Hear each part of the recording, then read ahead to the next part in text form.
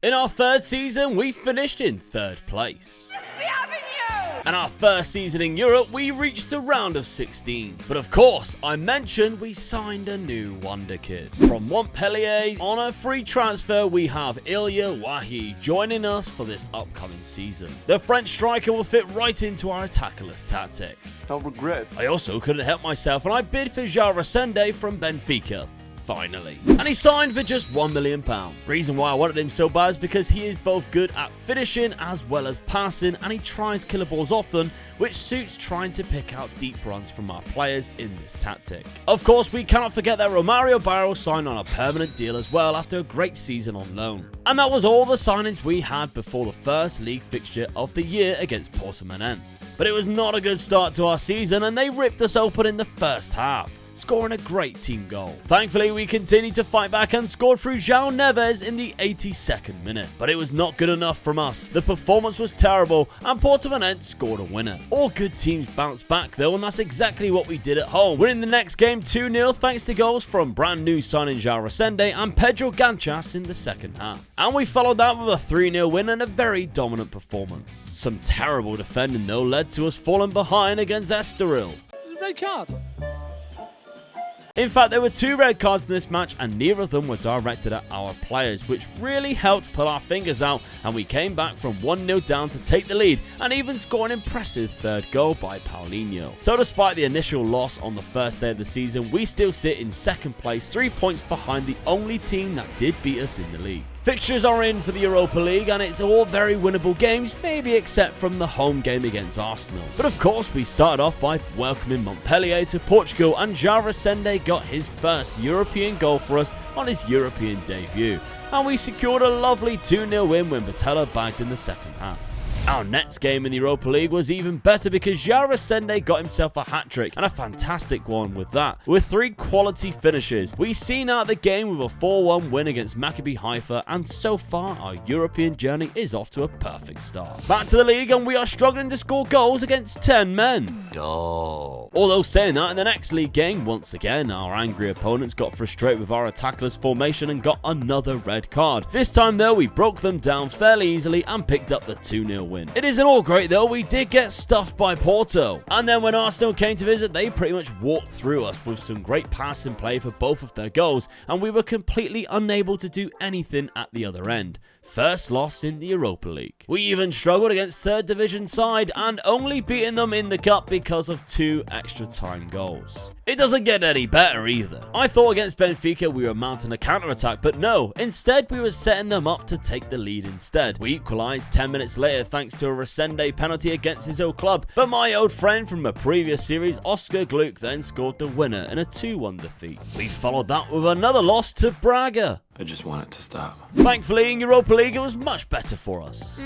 Kind of. We needed a bit of luck to get back to winning ways to progress in the cup again, and in form of an own goal. We took advantage of this and scored a second and ran away with 3 points. Thankfully, we could take that into our next league match, and we started to recoup the lost points from previous matches with another win against Gil Vicente. It was also good to see Enes Sali get on the score sheet in this match too after his very quiet season so far. Ilya Wahi then put us 1-0 up against Rio Ave, and you think it would be business as usual, but no, we are still creating hiccups for ourselves and defending poorly, allowing them to equalise. Sometimes maybe good, sometimes maybe We got the same result in the Allianz Cup against Portimonense. Thankfully, back in Europa League, we did pick up 3 points against Hungarian side Ferencváros in a 3-2 victory. We scored some good goals and even took a 3-0 lead, with Romario Barros' goal being my favourite of the bunch. And in the Cup, we also progressed, winning 5-0 with João Neves scoring a lovely hat-trick against Tondela, who once again was reduced to 10 men when one of their players received a straight red card. I'm just glad it's not one of our players. We actually really struggled against one of the teams close to the relegation zone in December, and they took the lead with just 4 minutes gone. And once again, we were relying on João Neves being the guy to drag us back into the game, while he dispatched a penalty to give us the lead, but AC Vasu equalised with just 20 minutes left.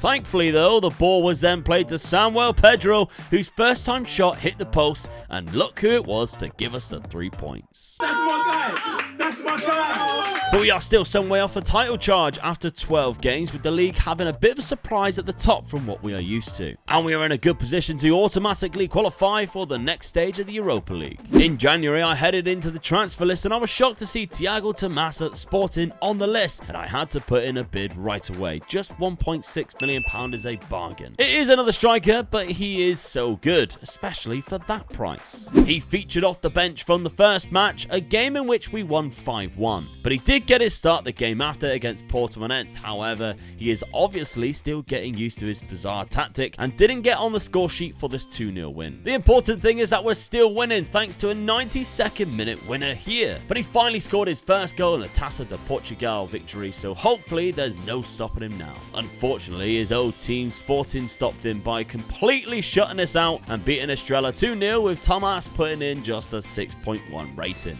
Awful. So I decided to try something new with two attacking midfielders on support. And we lose the next match in the Europa League and in the home tie against top of the league. Damn it, Carl! Thankfully, we did win the next Europa League tie using this tactic. But I still decided to revert back to the original attackless tactic, but change some of the instructions to help us keep the ball better. Some bad news though, as Vigorai has picked up a 3-month injury. The loss in the Champions League meant we dropped down into the playoff round of the competition, where we came up against a very difficult Lille side who picked up the only goal in the first leg. In the second leg, we did bring ourselves back into the tie through a very lucky own goal, but with just 2 minutes before extra time, Lille caught us out and Angel Gomez eliminated us from the competition. February also included 6 league games which were crammed in, which we did win 4 but lost 2 to Famalicão and Porto. And we of course drew Benfica in the semi-final of the cup, and in the 2-legged affair we actually took the lead through Thiago Tomas, but Benfica, being the home side, pushed forward, creating a lot of chances and equalised, sending us into the second leg 1 apiece. We then faced them immediately after in the league,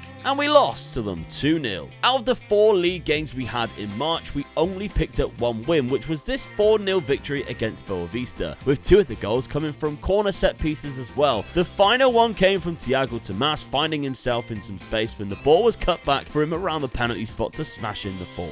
But the 2 draws in the next following 2 matches were very detrimental to our league standing, and we currently sit in 7th now. The loss in the following match against Rio Ave makes me question whether our players have truly given up on the league. Although after a bit of rollicking, we record 3 wins right before the second leg of the semi-final. And this is still Benfica, and despite us being at home still, they are still dominant, and I can't even remember if we've actually beaten them at all yet this series. They knock us out, winning the second leg 2-0. And of course, we unfortunately followed that up with a draw against Boavista, who again sit in the relegation zone. We still find ourselves pushing for a spot in the Europa League, however. But with 2 tricky matches left, including Sporting, we needed to be at our best, which is exactly what we were, as we soaked up all of the pressure they gave us and came out as 2-0 victors on the day. On the final day, however, just returning back from injury, Vigorai gets himself a straight red card. We then held on to the 0-0 up until the second half, but our opponents were too strong eventually, and after the first goal went in, the second wasn't too far behind, and the third was inevitable. It was still a 5th place finish for us, so European football is still there next season. We really struggled to find a goal scorer this season, which has been pretty much our main problem, despite signing loads of strikers, and Paulinho only getting 9 goals this season. But would you believe it? The board have decided to sack me, so I guess our journey in Portugal comes to a rather abrupt end. Mission failed.